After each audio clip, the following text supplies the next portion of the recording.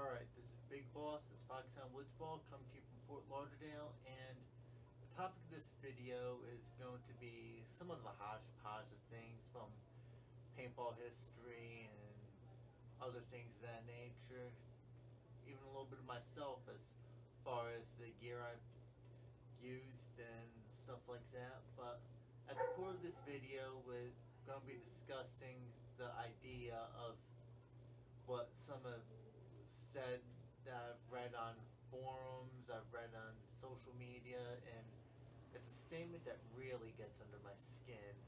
The statement is that military surplus gear is only for beginners in paintball, and I'm thinking, what the fuck? Especially because as a milsim player and a magfed player, military surplus equipment is pretty much a non-issue. It's a part of the game that we play as magfed players and milsim. We're the guys that go through a lot of equipment to find what will work for us. Now, this all stems as far as paintball being the way it is. You got your little elitists, you got your little cliques, you got your little social circles. Yep. Here's the thing. You got tack vests made by Dye. You got them made by Valken, Rap 4. I can name a shit ton more, but the basic thing about this is that the brand name gear that you buy is no more or less effective than what you can buy on the military surplus market. And we'll be going more in depth on that one right after this.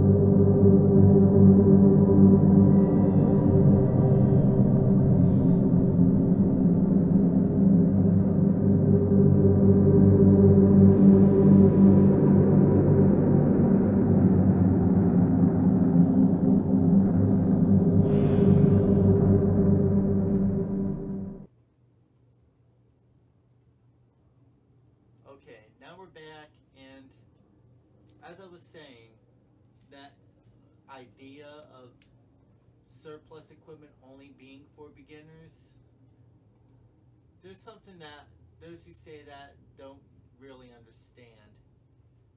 Military surplus equipment and paintball have gone hand in hand since the beginning of this game.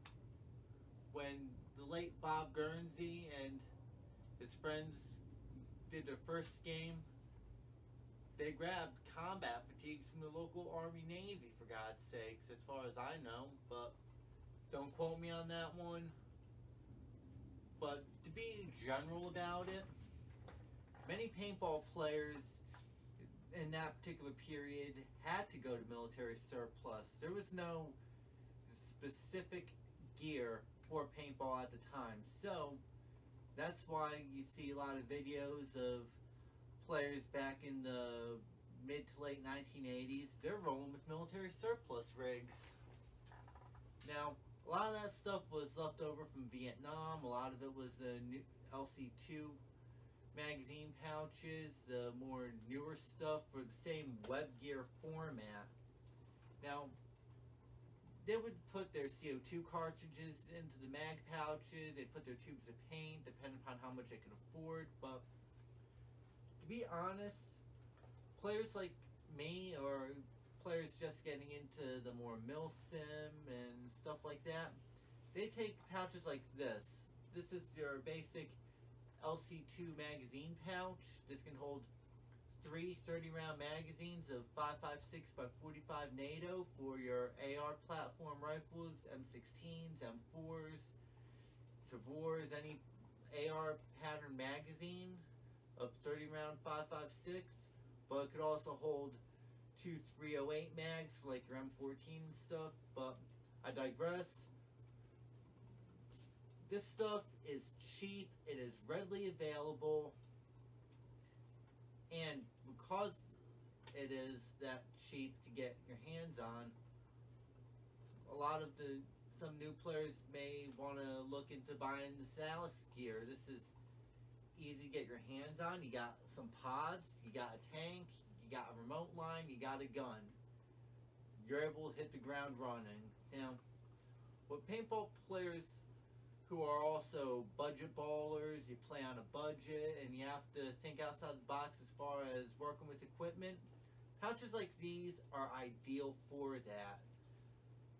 Now, these pouches originally have 2 little material dividers in there to keep the magazines from clanking around when you're running or moving through harsh terrain, but paintball players, myself and others that have used this stuff, we learned very quickly. You slice out the dividers, you can put a 75 to 100 round pod in here. This one in particular is made by View Loader. These things are great for being what they are. Easily adaptable. You've got on the market Alice Tamale adapters, so you can actually put these on modular vests when you're beginning to make a changeover from the old gear to the new format of Molly. So these pouches in particular are cheap. You can get your hands on them pretty quickly, as I said. And for all those who are thinking about it, there's another version of these on the market that were American made and given only to U.S. Special Forces. They were designed without the grenade pockets, but could hold 3 30-round AK mags. So they're a little more expensive. They're a little more of a rarity on the surplus scene, but it depends upon where you're looking to find them.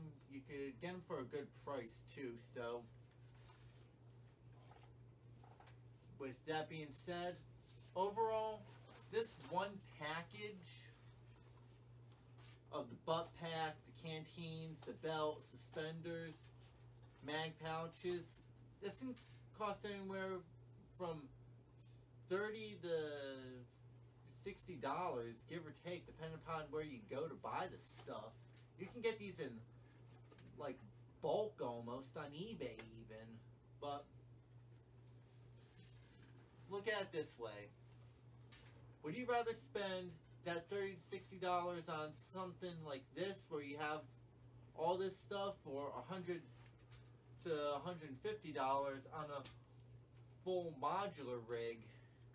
This is fairly modular, but it's also almost dirt cheap when you think about it. But moving on from that, now when you talk about beginners in paintball as far as their gear goes, I got something that would be more beginnerish. Now, you got your basic Woods Ball pod pack. Now, this is one my brother rolled with. It's in the Vietnam Tiger Stripe pattern. You got the D-rings on here for the suspenders. This thing can hold 6 100, 140 round pods, give or take. But you also got your tank in the back for CO2 if you like running remote. Something like this cost me, back when I first got it, about $30 at minimum, not including shipping and handling. So this is probably the most basic thing a paintball player can get his hands on. These things are made in a wide range of patterns, colors. You can find these anywhere from Walmart, eBay, but as far as like this being a beginner setup, this, in my opinion, is a beginner setup because of how it's configured. This is like your classic paintball style, more or less. Now, moving on with the whole surplus gear and stuff, when people say that, oh, surplus is for beginners and everything, yeah, here's the thing that some should understand. As I said earlier, military surplus gear or military design gear and paintball go hand in hand.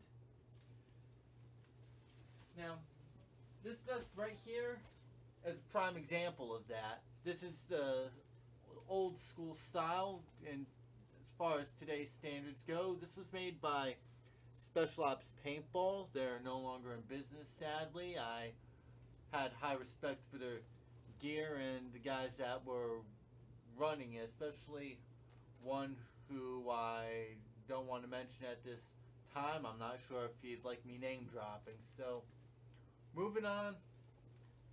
As you can see, this is a woodland camo pattern. This is full front and back molly. This thing is built to be a modular combat vest. That's the thing that these elitists don't really get, that this stuff is directly inspired by this stuff. But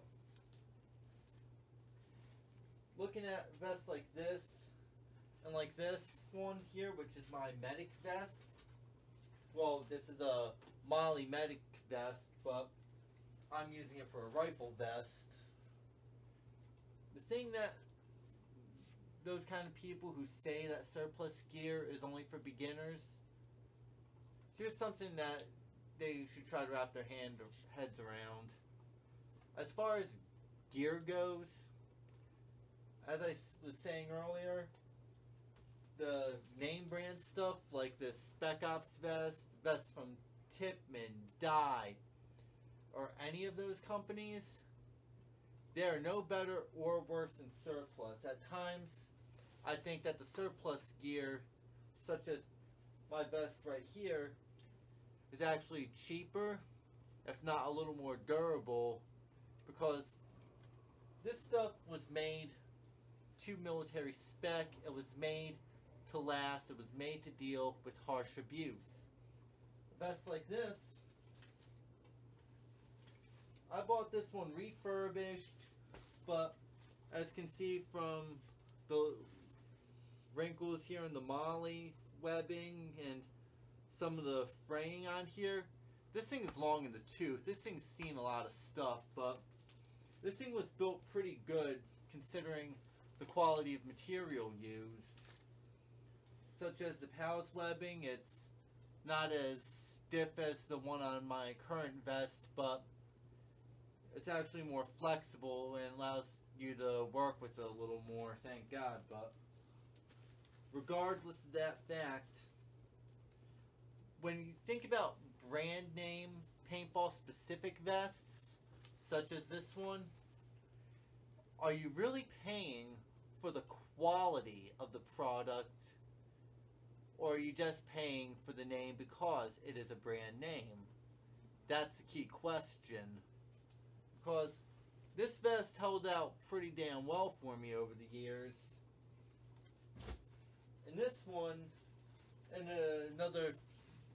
the time to be determined, is going to be hitting the field. And I've used this kind of stuff before, and I'll say I trust military surplus gear pretty good, especially if it's something that I've know's been issued to someone who's used it. I know that the design is proven and generally liked, but as far as if you're looking at it from a gear perspective, solely on gear, not format of the gear, design, it's all how you use it. So what's comfortable for someone like me may not be comfortable for someone like you. That's pretty much it. Now, you can catch a written version of this at outerheavenpaintball.blogspot.com. I will be posting a link in the description to this video. Also, don't forget to check out our friends at Acid Tactical at acidtactical.com. A link for them will also be in the description to this video. With that, this is Big Boss, and I'm out of here.